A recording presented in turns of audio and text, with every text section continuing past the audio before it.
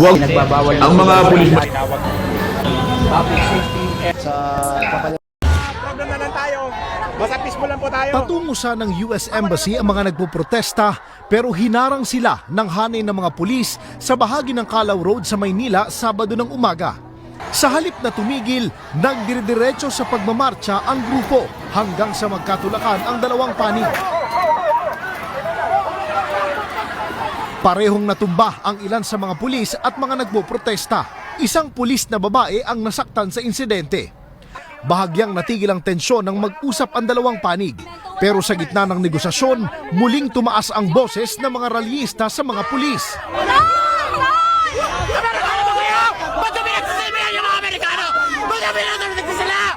Hindi na kami na-surprise dahil gaya nga po ng nangyayari sa iba't ibang bahagi ng mundo, no, ang Pilipinas din ay nagsisilbing protektor ng Estados Unidos.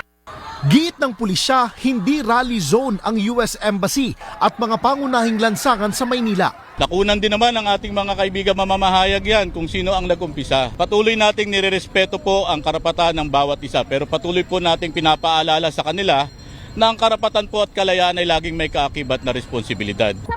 Pinangunahan ng grupong Gabriela ang protesta. Kabilang sa mga isyong tinalakay ay ang kanilang pagtutol sa pag-atake ng US at Israel sa Iran. Isinulong din ng grupo ang karapatan ng kababaihan bilang pakikiisa sa pagdiriwang ng International Women's Day. Kailangan ipaliwanag sa publiko ang kahalagahan ng pagrespeto sa karapatan ng kababaihan at pagpapanagot sa mga lalaki na sa tingin nila ay pwedeng bastusin, no, publicly ang mga kababaihan.